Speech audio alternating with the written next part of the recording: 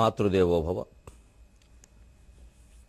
సంతతి నిన్ను బాధించిన ఇంతయు శపింపబోక ఎంతో క్షమతో ఇంతటి వారిని చేసితివి, అంతా నీ మహిమగాదే అవనీ మాత, అంతా నీ మహిమగాదే అవనీ మాత.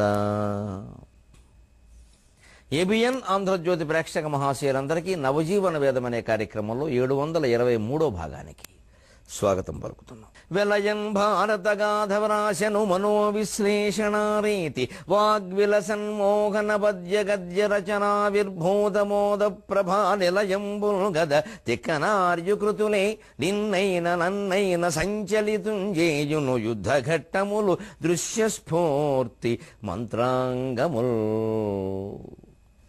మహాకవుల ప్రసక్తి వచ్చినప్పుడు కేవలం సాగర ఘోషలో పద్యాలు చెప్పి ముందుకు దాటిపోకుండా వారి పద్యాలు ఉదాహరించడంలో ఉద్దేశం ఏమిటంటే, యువతరం చాలామందికి ఈ సాహిత్యం తెలియదు. అసలు ఏ కవులు ఏ గ్రంథాలు రాశారు, ఏ గ్రంథాలు ఏ కవులు రాశారు అన్నా కూడా తెలియని పరిస్థితిలో ఉన్నారు 30 ఏళ్లుగా రాజ్యమేలని ఇంగ్లీషు మాధ్యమం కారణంగా.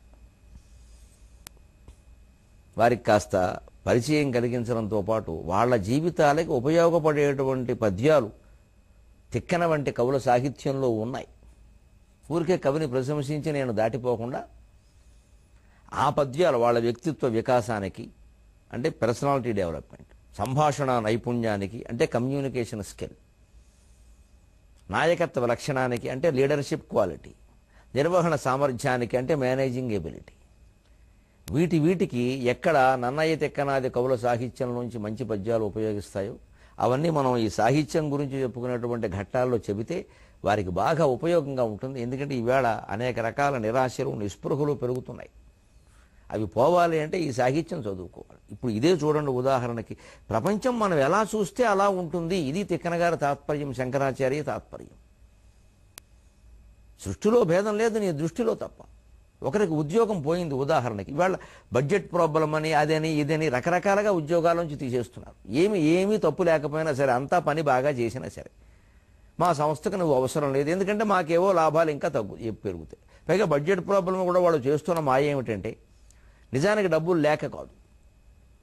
ఇతనికి 3 ఏళ్ళు కొనసాగిన ఉద్యోగిని మళ్ళీ కొనసాగించాలంటే ఓ 5,000 10,000 పెంచాలి జీతం. అదే కొత్త వాడిని తీసుకుంటే ఓ 10,000 తక్కువకు వస్తాడు. ఇలా ఆలోచిస్తున్నారు. ఇలా ఆలోచించడం తప్పు అని ఘోరం అని అనడానికి వీళ్ళ, ఎందుకంటే ఈ ఉద్యోగస్తులు తక్కువ వాళ్ళు కాదు. ఎవడైనా 25,000 ఎక్కువ ఇస్తానంటే వెళ్ళిపోతున్నారుగా. మరి వీళ్ళు ఇలా ఉన్నప్పుడు వాళ్ళు అలా ఉండరండి. ఒకరికొకరి పట్ల నమ్మకం లేకుండా పోయింది.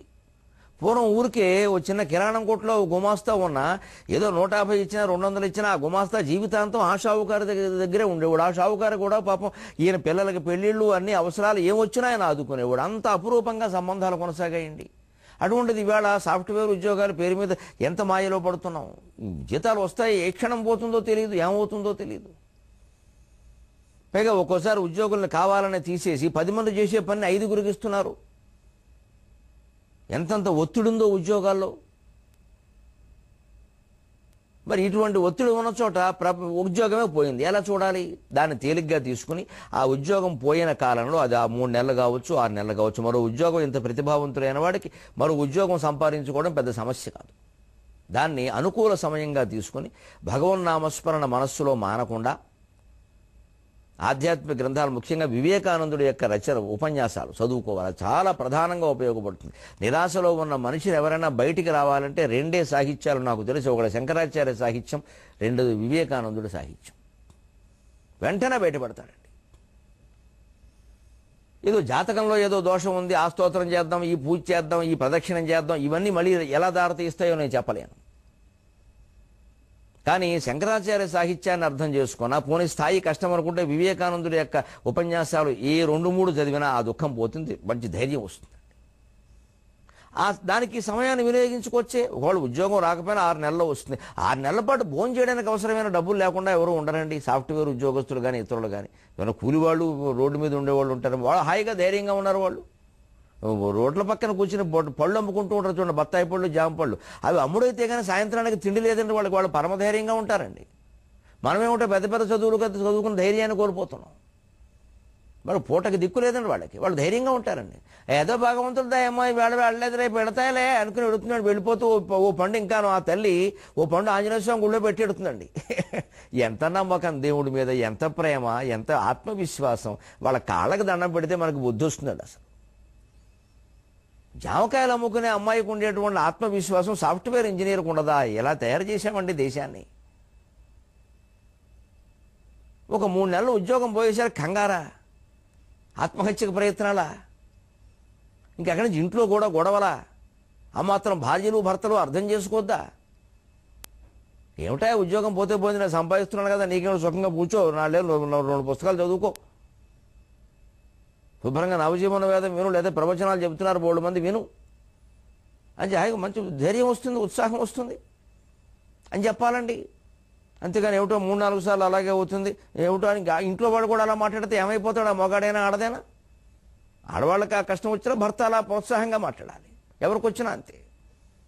అది మనకి మీరు ఆ ధైర్యం ఆత్మవిశ్వాసం ఇక్కడ ఎందుకు కలిసి వస్తుందని చెబుతున్నాను అంటే, నువ్వు ఎలా చూస్తే ప్రపంచం అలా కనపడుతుంది. అందుకే సహదేవుడు తల్లికి అమాయకుల్లా కనపడ్డాడు, నోట్లో వేలడితే కొరకలేడు, ఎప్పుడూ కష్టాలు పడలేదు అని చెబుతోంది విచిత్రంగా. అంత ఇదేం లేదు ఆయనకి. అదే భార్య ఏం చెబుతోంది? మా ఆయన చాలా అందమైన వాడు, పరాక్రమవంతుడు, దయామయుడు, దానగుణం కలిగిన వాడని గొప్ప గొప్ప లక్షణాలని చెబుతోంది. మరి ఆవిడ చెప్పిన లక్షణాలు ఈవిడెందుకు చెప్పలేదండి? ఈవిడ చెప్పిన అమాయక లక్షణాలు ఆవిడెందుకు చెప్పలేదండి? సహదేవుడు ఒక్కడే కదండి, ఇద్దరైతే లేరు కదండి. ఈవిడికి కొడుకైన వాడే ఆవిడికి భర్త అయ్యాడు కదండి. అంటే ఖచ్చితంగా మగవాడు తల్లికి ఒకలా కనపడతాడు, భార్యకి ఒకలా కనపడతాడు. ఈ కనపడడంలో ఆయన ధరించిన వేషంలో, ఆయన భాషలో, ఆయన వ్యక్తిత్వంలో తేడా ఉందా? లేదండి. వీరి దృష్టిలో ఉండే తేడా. ఒక్క మాటే మనం ఇదివరకు చెప్పుకున్నదే మళ్ళీ చెప్పుకుందాం బాగా నాటుకోవడానికి. బయటికి వెళ్ళడానికి ఏదో పని చెప్పారు, తల్లి భార్య ఇద్దరు ఇంటూ ఉన్నారు, మగాడు ఇడియాడు. ఆ పని చేసుకురాకపోతే భార్యకి బాధగానే ఉంటుంది. ఏం ఆ మాత్రం తెలివి కూడా లేదా? చూసుకోద్దా? అలా ఊరికే వచ్చేయడం ఎలాగా? అదే తల్లి అయితే ఏమో అక్కడ ఏమొచ్చిందో వాడికి, వాడు పాపం చేస్తాడు పాపం అని ఏదో అంటుంది. ఈ మాట మార్పు కారణం ఏమిటండి? వారి ప్రేమల్లో ఉండే తేడాయే కదండి. అలాగని భార్యను ఏమైనా మనం ప్రేమ లేదని అంటామా? ఆవిడికి ప్రేమ ఉండడంతో పాటుగా ఆ పని కావడం కూడా చాలా ముఖ్యం. అంతేకాదు, అసలు తన భర్త అసమర్థుడు అనే విషయాన్ని ఏ భార్య తట్టుకోలేదండి. ఇంగ్లీష్లో ఇన్ఎఫిషియంట్ అంటారు, ఇంకా దానికి విచిత్రార్థాలు కూడా వస్తాయి. అసమర్థుడు అనే భావాన్ని, అవినీతిపరుడు అంటేనైనా, రౌడీ అంటేనైనా భార్య తట్టుకుంటుందేమో కానీ అసమర్థుడైన మాట తట్టుకోలేదండి. తల్లి ఆ మాట కూడా తట్టుకోగలుగుతుందండి. అదే తేడా. మళ్ళీ ఈ తల్లిగా ఉన్నావిడ తన భర్త పట్ల వేరుగా ఉంటుందండి. అదే తేడా. అంటే ఇప్పుడు సరిగ్గా శంకరాచార్య చెప్పింది నిజమే, సృష్టిలో భేదం లేదు, నీ దృష్టిలో తప్ప. దాన్నే తిక్కన గారి పద్యాల్లో చెప్పుకుంటున్నాం మనం. ఇదే మనోవిశ్లేషణ. పైగా వాడిన భాష, తల్లి ప్రేమ పద్యంలో అన్ని అచ్చ తెలుగు పదాల, భార్య చెప్పినటువంటి పద్యంలో అన్ని గంభీరమైన సంస్కృత సమాసాల. అంటే భార్య గాంభీర్యాన్ని కోరుకుంటుంది, తల్లి మృదుత్వాన్ని కోరుకుంటుంది, అమాయకత్వాన్ని కోరుకుంటుంది. తల్లి దగ్గర మనం అమాయకుల్లాగే ఉండాలి. నేను ఇంత గొప్పవాడిని అమ్మా అని తల్లి దగ్గర ఎప్పుడు చెప్పకూడదు. ఏం మీ పెంపకం వల్ల ఇలా అయ్యామమ్మా, ఏదో నలుగురికి ఎత్తిస్తున్నారు అంతే చాలమ్మా అంటే, పోలే ఆయన దిష్టి తగులుతుంది, ఎవరికి చెప్పకుంటుంది ఆవిడ. భార్య దగ్గర ఒక్కోసారి భర్త గొప్పతనం, అలాగే భార్య కూడా తన గొప్పతనం చెప్పొచ్చు, తప్పు లేదు. ఎందుకంటే కొన్ని విషయాలు చెప్పకపోతే తెలియదు, బయట ఏం జరిగిందో వాళ్ళకి తెలియదు. అది పరిమితంగా ఏదో డబ్బా కొట్టుకుంటున్నట్టుగా కాకుండా, ఎందుకంటే వాళ్ళు నిజమేనండి నేను చూస్తున్నాను కదా అనే ద్వారంలో ఉండేలా మనం చెప్పచ్చు. ఎవరు తెలియదు కూడా, తల్లి దగ్గర చెప్పక్కల్లా. అవమానం ఏదైనా జరిగితే భర్త భార్య దగ్గర చెప్పడానికి సంకోచించాలి. ఎలా చూస్తారో చెప్పలేము ఒక్కోసారి. తల్లి దగ్గర సంకోచించక్కల, ఊళ్ళో తలపెట్టుకుని ఏడి చేయొచ్చు. ఏమీ తల్లి అసలు అనుమానం లేకుండా ఓదార్చుతుంది. భార్య ఒక్కోసారి ఓదార్చినా కూడా ఆ మాత్రం తెలివితేటలుండా, లేకపోతే ఎలాగ వాళ్ళు అన్నారంటే అనరా ఏమిటి అనేది అంటారు. ఇక్కడ తేడా ఉందండి. ఒక్కటే మాటమ్మా, నేను బలీయంగా చెబుతున్న శాస్త్రం ప్రకారం తల్లి శరీరం నుంచి మనం వచ్చాం. తల్లికి మనకి శారీరకమైన బంధం, శరీరం ఒకటే. భార్యాభర్త ఎంత గొప్పగా నీ కోసం నేను, నా కోసం నువ్వు అని వేద మంత్రాల దగ్గర నుంచి సినిమా పాటల వరకు పాడేసుకున్నా భార్యాభర్త శరీరాలు వేరు. వీరో ఇంట్లోంచి వచ్చారు, వారో ఇంట్లోంచి వచ్చారు, ఇద్దరూ ఒక ముడి వేసుకున్నారు. ఆ ముడి ఎప్పటికప్పుడు కాస్త బలంగా చూసుకోకపోతే తెగుతుంది. ఆ బలమే ప్రేమ. తల్లి విషయంలో అనుమానం లేదు, అది తెగదంతే. కత్తి వేసుకుని తల్లిని చంపేద్దామని వచ్చిన పోన్లేరా నీ చేతిలో చచ్చిపోతున్నాను ఆయన అంటుంది. అది తల్లి అంటే అంతేనండి. పోన్లే ఎవరి చేతిలో ఉన్న పోవడం కంటే నీ చేతిలో పోతున్నాడు, పోనీ కోపంతో కూడా ఒకసారి పోన్లేరా అధవా నీలాంటి వాడిని కండం కంటే పోవడమేనా పోనీ అనేనా ఉంటుందండి. ఈ బంధాల్లో ఎప్పుడూ తేడాలు ఉంటాయండి. ఆ తేడాను తిక్కన గారు పద్యాలు చూపించాడు. ఇప్పుడు చూడండి విచిత్రంగా ఇంకో పద్యం కొంచెం దీనికి అదే విరాట పర్వంలో ప్రథమ అధ్యాయం ఆశ్వాసంలో ఉంటుంది, మొదటి ఆశ్వాసం కొంచెం వెనక. ఆ అజ్ఞాతవాసానికి వెళ్ళేటప్పుడు ధర్మరాజు సహదేవుని గురించి చెబుతాడు. అక్కడ విచిత్రమైన భావజాలం, విచిత్రమైన భాష. సహదేవ, అందరి విషయం వేరు కానీ నువ్వు ఏదో గోవులు కాసుకునే వాళ్ళే వెళ్ళిపోతామంటే నాకు చాలా బాధగా ఉందిరా. ఎందుకంటే ఎలాంటి వాడు నువ్వు, అకుటీలుడు, తమ్ముడు ఇలా రా, తమ్ముడు ఇలా రా అనగానే తమ్ముడు వచ్చాడు చిన్నపిల్లలాగా. నాన్నగారు ఒళ్ళో కూర్చున్నాడు, ఇలా పట్టుకుని అకుటీలుడు, ఆర్య సమ్మతుడు, అహంకృతి దూరుడు, నీతి నిర్మలాత్మకుడు, అనవద్యశీలుడు, సధర్ముడు, శాంతుడు. అకుటీలుడు, ఆర్య సమ్మతుడు, అహంకృతి దూరుడు, నీతి నిర్మలాత్మకుడు, అనవద్యశీలుడు, సధర్ముడు, శాంతుడు. గొంతి పెద్ద సేయు కొడుకు మేనులేత తన యుల్లము మెత్తన, గొంతి పెద్ద సేయు కొడుకు మేనులేత తన యుల్లము మెత్తన, ఇట్టి ఆతడు ఎట్లకో వరుణాశ్రయించో, ఇట్టి ఆతడు ఎట్లకో వరుణాశ్రయించో, విధియోపదే ఎవ్వరినెట్లు సేయగన్, విధియోపదే ఎవ్వరినెట్లు సేయగన్. సరిగ్గా అన్నగారు ఏ దృష్టితో చూస్తాడో ఆ లక్షణాలే ఉన్నాయని చెబుతున్నాడండి. నిజంగా ఉన్నాయా లేదా వేరే విషయం. కాస్త లోతుల్లోకి వెళ్ళి పరిశీలిస్తే తల్లి చెప్పిన లక్షణాల్లో కొన్ని సహదేవుల్లో ఉండకపోవచ్చు, భార్య పేర్కొన్న లక్షణాల్లో కూడా కొన్ని ఉండకపోవచ్చు, అన్నగారు పేర్కొన్న లక్షణాల్లో కూడా కొన్ని ఉండకపోవచ్చు. కానీ అవి ఉంది అని చెప్పడంలో వాళ్ళకు ఒక ఆనందం ఉంది. వాళ్ళ దృష్టి అలా ఉంటుంది కాబట్టి వాళ్ళకి లేనిది కూడా ఉన్నట్టు కనపడుతుంది. అంతే, ప్రపంచం అంతా అంతే, మన దృష్టిని బట్టే మనకు కనబడుతుంది. మనం ఎలా చూస్తే అలా కనపడుతుంది వస్తువు. మార్చుకోవలసింది మన దృష్టిని. ఎంత ప్రయత్నం చేసినా సృష్టి మారదు, మన దృష్టి మార్చుకోవాలి. చంద్రుడు ఓ రోజు కాస్త పెద్దగా పూర్ణబింబం, సగం రేకై బింబ, సగం బై బింబమై రేకై, రేకై బింబమై బింబమై అనేదో భవిష్యత్తులో ఆయన చెబుతాడు. రేకై సగం బై బింబమై, రేకుగా కనపడిన, సగంగా కనపడినా, బింబంగా కనపడినా మన దృష్టిలో తేడాయేనండి. చంద్రుడిలో తేడా ఎక్కడుందండి? అజ్ఞానం. చంద్రుడు పూర్ణంగానే ఉన్నాడండి. ఈ తిరగడంలో అడ్డొచ్చే క్రమంలోనే కదండి అలా కనపడుతున్నాడు. అసలు చంద్రుడు గ్రహణం ఏమిటండి, సూర్యుడు గ్రహణం ఏంటండి? విచిత్రమైన మాట. మధ్యలో ఇంకోటి ఇలా అడ్డం రావడం బట్టే కదండి అలా కనపడుతున్నాయి. అంచేది మనకు కనపడుతుంది కానీ అక్కడేం లేదండి. అంచేది గ్రహణం పట్టింది మనకండి, సూర్యుడికి కాదండి. ఎంత విచిత్రమైన భాష పడుతున్నామండి. సూర్యగ్రహణం ఏంటండి? మన గ్రహణం, మన దృష్టి గ్రహణం. సూర్యుడు అక్కడే ఉన్నాడు. శ్రీ రాకువో కేతువో ఛాయాగ్రహమో ఏదైనా దానికి సూర్యుడి దగ్గరికి వెళ్ళే దమ్ముందా? మన దృష్టికి సూర్యుడు కనపడకుండా అది అడ్డుకుంది.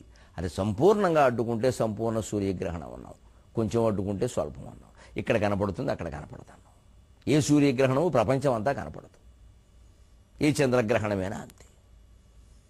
నిజానికి మన సూర్యగ్రహణం చంద్రగ్రహణం అన్న మాటలు తప్పండి. అది మన దృష్టికి పట్టిన గ్రహణం. ఇంకా సరదాయన ఉదాహరణ చెబుతా. విజయవాడ వచ్చింది దిగుదాం, విజయవాడ వచ్చింది దిగుదాం, అదేమిటేమిటి? అజ్ఞానం. విజయవాడ రావడం ఏంటి? విజయవాడ ఒక భౌతిక పదార్థం, ఒక నగరం, ఒక ప్లాట్ఫారం తీసుకొని ఒక సిమెంట్ చప్ట, అది ఎక్కడికి వస్తుందంటే అక్కడే ఉంది. మనం రైలు ఎక్కి మనం వెళ్ళాం. ఎంత విచిత్రంగా పడుతుంది. విజయవాడ వచ్చింది, విజయవాడ రావడం ఏంటి? విజయవాడకి మనం వచ్చాం, విజయవాడకి రైలు వచ్చింది అని మాట్లాడారు. ఇంత పొడుగు ఎవడైనా మాట్లాడతాడు? మాట్లాడితే చేదస్తాం అంటారు. విజయవాడ రైల్వే స్టేషన్కి మనం అంతా వచ్చాం దిగండి అంటే అంత పొడుగు చెప్పక్కర్లేదు, విజయవాడ వచ్చిందంటే సరిపోతుంది అంటాడు ఎవడు. విజయవాడ వచ్చిందనే మాట తప్పు, విజయవాడ రాదు. కర్త విజయవాడ వాక్యానికి వ్యాకరణం ప్రకారం తప్పు. కర్త విజయవాడ వచ్చింది, అది రాదే, నువ్వు వచ్చావు అక్కడికి. ఇంత విచిత్రంగా ఉంటుంది. కానీ మనకు అర్థం కావాలంటే ఎలాగే? ఇప్పుడు చెప్పండి, మనం చూస్తున్నట్టుగా ప్రపంచం మనకు అనిపిస్తుందా లేదా? మనం విజయవాడ వచ్చింది, విజయవాడ వచ్చిందని అలవాటు పడడం వల్ల ఎవరైనా ఆ మాట మార్చి వేరుగా మాట్లాడితే మనకు అది సరిగ్గా ఉన్నా కూడా సరిగ్గా అనిపించదు. ఎలా మాట్లాడచ్చుగా అంటాం. అంచేది ప్రపంచం అంతా మన దృష్టిని బట్టి ఉంటుంది, వారి వారి దృష్టిని బట్టి.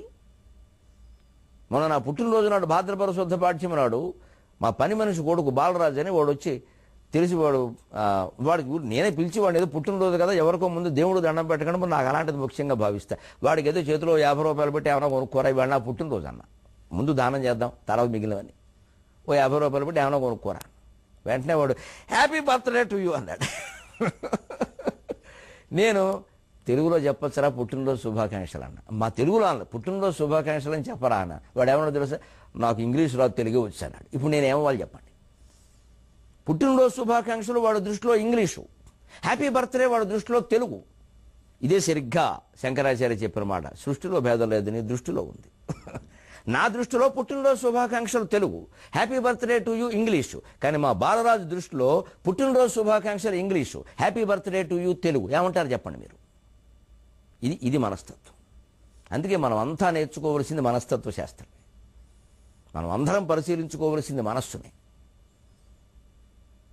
నిజానికి వాస్తవానికి మనం మాట్లాడుతున్న మాటలకి మన ఆలోచనలకి పరిశీలించుకుంటే ఇంత భేదం కనపడుతుంది చిన్న చిన్న విషయాల్లో కూడా. ఇక వేదాంతంలో గడితే చాలా ఉంటుంది.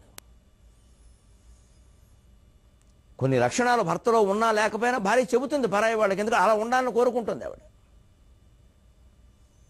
ఒక పిరికి సన్నాసి అయిన భర్త ఉంటే ఎవరికైనా పరిచయం చేసి మాట్లాడేటప్పుడు మా ఆయనకి చాలా ధైర్యం అని ఉంటుంది. ఒకసారి అలా చూస్తుంది, అంటే నాకు ఇది కావాలి, నేను కోరుకుంటున్నా, నువ్వు ధైర్యంగా ఉండ నేర్చుకో, పిరికాళ్ళు ఉండకని చెప్పడం. అది అలా నర్మగర్భంగా చెబుతారు.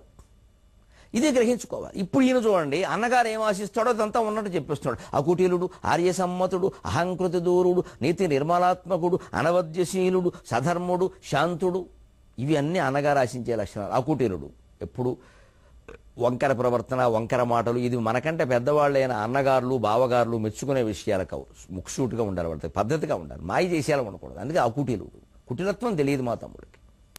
ఆర్య సమ్మతుడు, పెద్దవాళ్ళందరూ మా వాడిని చూసి మంచివాడండి అంటారు. అన్నగారు అది కోరుకుంటాడు. తమ్ముడిని అందరూ మెచ్చుకోవాలి. పెద్దవాళ్ళు విమర్శిస్తూ ఉంటే, తిడుతూ ఉంటే, ఏమిటండి మీ తమ్ముడు అంటే అన్నగారికి బాధగా ఉంటుంది. అందుకని అది కాదు అబ్బాయి ఇలా ఉండాలని చెప్తాడు. తప్పే ఉంది, మరి అన్నగారు చెప్పకపోతే ఎవరు చెప్తారు మనకి? అహంకృతి దూరుడు, ఎట్టి పరిస్థితుల్లో అహంకారాన్ని, ఎంత పండితుడైనా, ఎంత ధనవంతుడైనా, ఎంత సౌందర్యవంతుడైనా, ఎంత నాయకుడైనా తన అన్నగారి ముందు అహంకారాన్ని ప్రదర్శించకూడదు. అది అన్నగారు తట్టుకోలేడు. నా కళ్ళ ముందు పుట్టాడు ఈ సన్యాసి, పెద్ద ఏదో చెప్తున్నాడు ఇక్కడ అంటాడు. అన్నగారి ముందు ఎప్పుడు మనం ఆయన కాళ్ళకు దండం పెట్టి మనం వేదిక ఎక్కితే అంతకంటే అదృష్టం ఇంకోట్లేదు. అకోటిలుడు, ఆర్య సమ్మతుడు, అహంకృతి దూరుడు, నీతి నిర్మలాత్మకుడు. తమ్ముడు నీతిగా నిర్మలంగా ఉండాలని చెల్లెలైనా సరే మనం కోరుకుంటాం. అలాంటి సహదేవుడు అలాంటి వాడు కూడా. అనవద్యశీలుడు, స్వచ్ఛమైన ప్రవర్తన కలిగినవాడు. సధర్ముడు, ఎప్పుడు ధర్మానికి కట్టుబడి ఉంటాడు. శాంతుడు, ముఖ్యంగా అన్నగారి ముందు శాంతం చాలా ముఖ్యం. మనం ఊరికే అన్నగారి మీద కాదు, ఎవరి మీదైనా రెచ్చిపోతున్నా అన్నగారికి కంగారుగా ఉంటుంది. వీడు ఇలా ఇంత గట్టిగా మాట్లాడుతున్నాడు, నాతోడు ఎలా ఉంటాడు? వారు కోరుకునేవాళ్ళు అలాగే ఉండాలి. అలాగే ఉన్నాడు సహదేవుడు. ఆయన దృష్టి అంత మాత్రం చేత ఎప్పుడూ శాంతుడా, ఎప్పుడూ అహంకృతి దూరుడా అలా అనడానికి వీల్లేదు. ఆయన దృష్టి అది. మళ్ళీ గొంతి పెద్ద సేయు కొడుకు, మా అమ్మ ఎప్పుడు వీడి గురించే చెబుతుంది. ఈ మాట అనడంలో మరి ధర్మరాజు ఉద్దేశం ఏమిటి? చెప్పకూడదనా, చెప్పొచ్చనా? ఎప్పుడో ఏమిటో మా అమ్మ, మేము సొంత పిల్లలు అయ్యి ఉండి కూడా వాళ్ళు పరాయి పిల్లలైనా వీళ్ళ గురించే చెబుతుంది. నిజంగా కుంతీదేవి అలా చెప్పడం వల్ల వీళ్ళకి వాళ్ళ పట్ల ప్రేమ కలిగింది. వీళ్ళని ప్రేమిస్తే తప్ప అమ్మ మనని ప్రేమించదు. అలాగని ప్రేమించకుండా ఉండడానికి వారు ఏమైనా వేరే వాళ్ళ అన్నదమ్ములేగా, అందరూ ఒక్క కుటుంబమేగా, తండ్రి లేడు, తల్లులు తేడా. మరి సవతి పిల్లల్ని కూడా తన పిల్లలు ప్రేమించేలా చెయ్యాలి అంటే ఆ తల్లికి ఇంకో మార్గమే ఉంది. అందుకని ముందు తాను ప్రేమించింది, ఆవిడని బట్టే వీళ్ళు ప్రేమించారు. అలాగా మేను లేత చాలా సుకుమారం. సహదేవుడు శరీరం అంత సుకుమారం కాదు, అది అన్నగారి ప్రేమ. మా వాడు టమాయకులండి, ఏం తెలియదండి, ఏమిటో అన్నీ ఖర్చు పెట్టేస్తారండి, 10,000 దాచుకోవడం కూడా తెలియదండి. ఈ మాట ప్రతి అన్నగారు ప్రతి తమ్ముడి గురించి మాట్లాడతాడు. వీడికి ఎన్ని డిపాజిట్లు ఉన్నా సరే అన్నగారు దృష్టి అది. ఇట్టి అతడు ఎట్లోకో వరుణ ఆశ్రయించి, ఈ పద్యంలో భాష చూడండి మీరు. అకుటిలుడు, ఆర్య సమ్మతుడు, అహంకృతి దూరుడు, నీతి నిర్మలాత్మకుడు, అనవద్యశీలుడు, సధర్ముడు, శాంతుడు. ఎంతవరకు సంస్కృత పదాలు, తత్సమ పదాలు, సమాసాలు, చిన్న చిన్న మొక్కలైన తత్సమ పదాలు అన్ని సంస్కృతం నుంచి వచ్చినవే. అక్కడి నుంచి గొంతి పెద్దసేయు కొడుకు, మేను లేత తన యొల్లము మెత్తన, ఇట్టి అతడు ఎట్లోకో వరుణాశ్రయించు. ఇవన్నీ అచ్చ తెలుగు మాటలు. సగం పద్యం సంస్కృతమా, సగం పద్యం అచ్చ తెలుగా? ఏమిటండి తిక్కనగారు అసలు? ఎన్ని జన్మలు ప్రయత్నిస్తే మనకు అర్థమవుతాడు ఈయన? ఇదండి యజ్ఞం, ఇదండి హరిహరనాథ ఆరాధన ప్రభావం. తల్లి పద్యంలో, తల్లి ప్రేమ పద్యంలో పూర్తిగా తెలుగు, భార్య ప్రేమ పద్యంలో, భార్య అభిప్రాయం విషయంలో పూర్తిగా గాంభీర్యం సంస్కృతం, అన్నగారి అభిప్రాయాల విషయంలో సగం సంస్కృతం సగం తెలుగు. ఈ మూడు రకాల మనస్తత్వాలు ఆయా పాత్రల మనస్తత్వాలు కాదండి, ఇవి సహదేవుడు మనస్తత్వం అని చెప్పగలమా? ఇందులో కొన్ని ఆయనకు పడతాయి, కొన్ని ఆయనకు పట్టకపోవచ్చు. ఇంతకీ సహదేవుడిని పిలిచి, అయ్యా నీ గురించి మీ అన్నగారు ఇలా అన్నారు, మీ అమ్మ ఇలా అంది, మీ ఆవిడ ఇలా అంది, నీ అభిప్రాయం ఏమిటంటే వాళ్ళ ముగ్గురికి నేను సరిగ్గా పూర్తిగా అర్థం కాలేదంటాడు. తిక్కన గారి అభిప్రాయం చెప్పను, అప్పుడు నేను నమ్ముతానంటాడు. నిజమే, ఎందుకంటే ఆయన ఏమిటో ఆయనకి తెలుసున్నట్టుగా మనకెలా తెలుస్తుందండి ఏ వ్యక్తి విషయంలోనైనా? ఇది మనస్తత్వ పరిశీలన, దానికి తగిన భాష. మరి ఉభయ కవిమిత్రుడు అన్నారు, హారతులు పట్టారంటే పట్టరా. ఆ రోజుల్లో తెలుగు అచ్చ తెలుగును బాగా అభిమానించే కవులు, సంస్కృత పదాలు బాగా వాడితే అభిమానించే కవులు ఉండేవారట. ఆ ఉభయ వర్గాలను సంతోషపెట్టారు కాబట్టి ఉభయ కవిమిత్రుడు అన్నారు. సరే కాదు, శాస్త్ర కవులు వేరే, కావ్య కవులు వేరే ఉన్నారు. ఈయన కావ్యాల్లో శాస్త్రజ్ఞానం కూడా బాగా ఉంది కాబట్టి అది అభిప్రాయం అని ఒకరు అన్నారు. సరే పర్వాలేదు, మొత్తం మీద ఏదో ఒకటి ఆమోదిద్దాం. మొత్తం మీద మనకు కావాల్సింది ఏమిటి అంటే ఉభయ కవిమిత్రుడు అనగానే నన్నయ్యకి ఎర్రనకి ఈయన స్నేహితుడు కాబట్టి ఉభయ కవిమిత్రుడు అనకుండా ఉంటే చాలు, ఇంకేం అక్కర్లేదు. అంత అజ్ఞానంలో గడిపోకూడదు. ఇద్దరు కవులకి ఫ్రెండ్ అనే అర్థం చెప్పకుండా ఉంటే చాలు. ఇది తిక్కన గారి పద్య నిర్మాణం.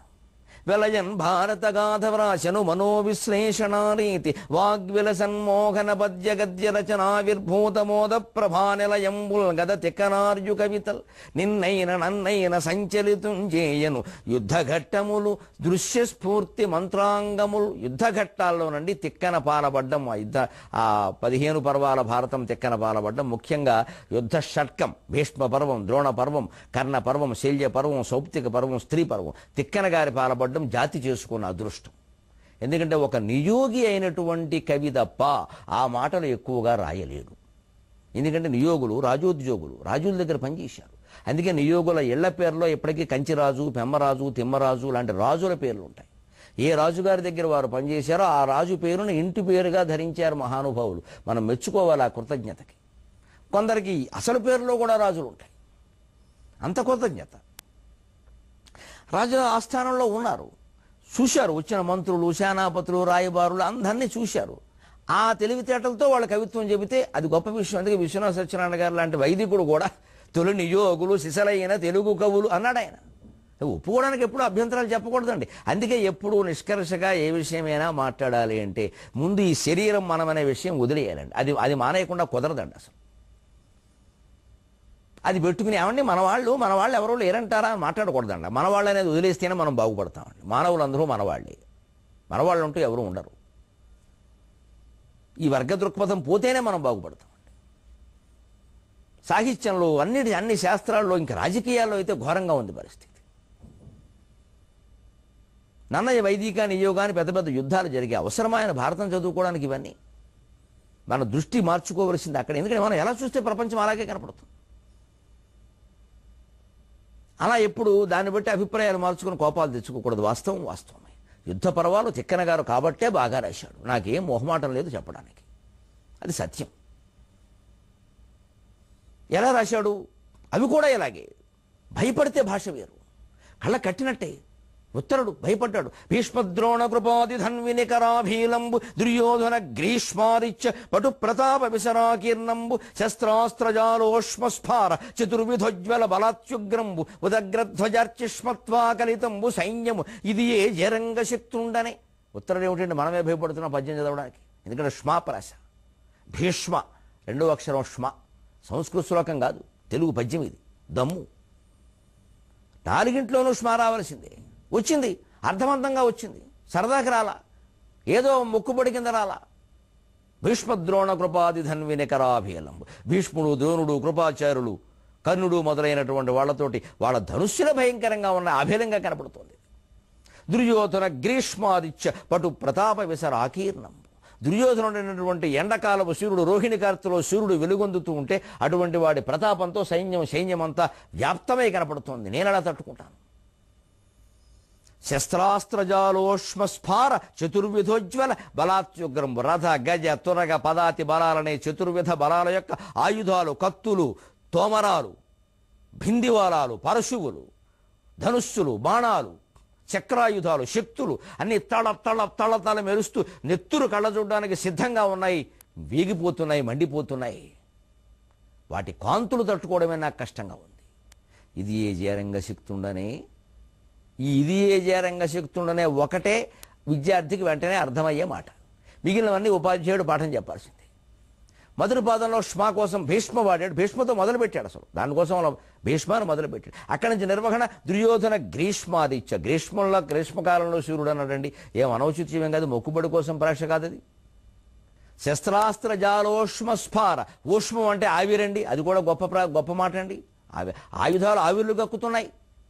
ఉదగ్ర ధ్వజ అర్చిష్మత్వ ఆకలితంబు, అర్చిష్మత్ అంటే కాంతండి, ఆ జెండాల యొక్క కాంతులండి. ఆ కాంతులతో మొత్తం వ్యాపించబడిందని చెబుతున్నాడు. ఎక్కడా ఒక్క వ్యర్థమైన ప్రాస వాడలేదండి, తెచ్చిపెట్టుకున్న ప్రాస లేదండి. మాకు అవధానాల్లో ఒక్కోసారి ఇలాంటి ప్రాసలు ఇస్తే ఉష్మాటాడకుమింకా అంటాం మేము చమత్కారంగా, అది తెచ్చిపెట్టుకున్న ప్రాస. ష్మా రావాలి, మరి ఏం చేస్తాం, గ్రీష్మం భీష్మం అక్కడ కుదరదు. ఉష్మాటాడకుమింకా అంటాం, ఉష్ కింద మావత్తి పడితే సరిపోతుంది, అదో చమత్కారం. అలాంటివి తెచ్చిపెట్టుకున్న ప్రాసలు అవుతాయేమో కానీ ఇవి కావండి. ఎంత నైపుణ్యం ఉంటే ఇలాంటి పద్యాలు రాస్తారండి.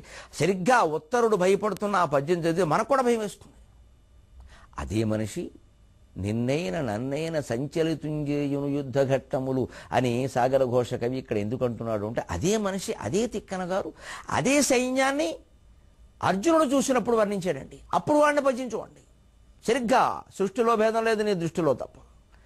ఉత్తరుడు కౌరవ సైన్యాన్ని చూసి భయపడ్డాడు, భాష కూడా భయంకరంగా పడ్డాడు.